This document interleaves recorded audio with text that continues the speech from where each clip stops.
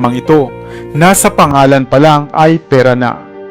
Ang halamang ito na money tree plant ay kadalasang may katamtamang sukat at taas, kaya mainam na ipwesto sa harapan ng inyong mga tahanan. Sa tulong ng halamang ito ay maiiwasan at mababawasan ang pagdaloy ng mga negatibong enerhiya sa inyong tahanan. Sumisimbolo rin ang halamang ito sa kayamanan at kaperahan.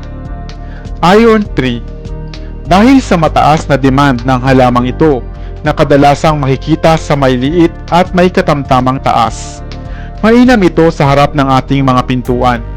Hindi lamang nakakatulong sa pagpigil ng mga negatibong enerhiya, kundi napapanahon din at nagbibigay ng eleganting ambience. Areca Palm. Isa ring magandang pagpipilian ang Areca Palm, na isang klasikong halaman at madalas ngang makita sa mga tahanan. Dahil sa malalago nitong mga dahon ay mainam itong itabon sa mga pader at sa mga nakalabas na tubo sa gilid ng bahay. At lalo't higit ay napakaganda sa gilid ng pintuan o harapan ng bahay. Subalit nararapat na isaalang-alang rin ang espasyo ng inyong pintuan bago maglagay ng naglalaguang Areca Palm. Boston Fern.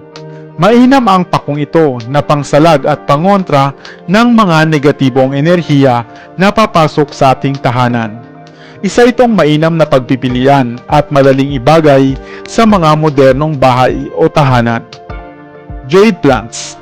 Ang munting makatas o succulent na halamang ito ay mainam din sa ating mga pintuan o harapan ng tahanan. Nagdadala din ito ng suwerte at karangyaan. Golden Pothos.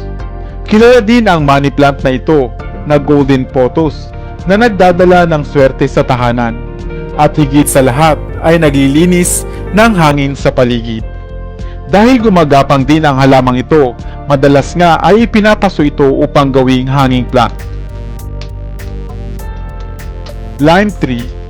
Ang halamang ito ay isang simbolo ng swerte, kaya mainam itong ipwesto sa harap ng bahay o pintuan. Ang kulay yellow-orange nitong bunga tuwing mahihinog ay simbolo din ng kasaganaan. Nakakadagdag din ng sigla at kasiyahan sa bisita kung mayroon kang puno ng kalamansi sa harap ng inyong bahay. Bamboo Plants. Popular ang Lucky Bamboo sa pagiging itong best option ng pampaswerteng halaman. Kaya mainam itong ipwesto sa harap ng bahay upang maghatid ng swerte at magtaboy ng kamalasan. Basil.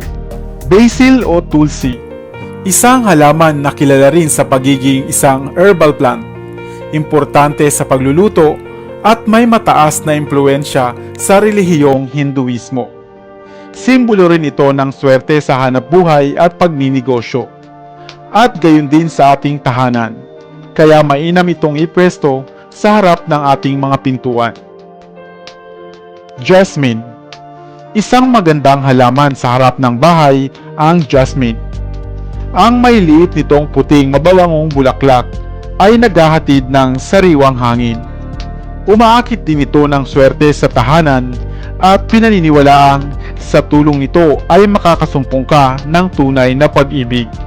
Kung importante sa iyo ang halamang may malakas na pangharang sa mga negatibong enerhiya sa tahanan, ang mga malalaking uri ng puno o nakapasong puno ang mainam.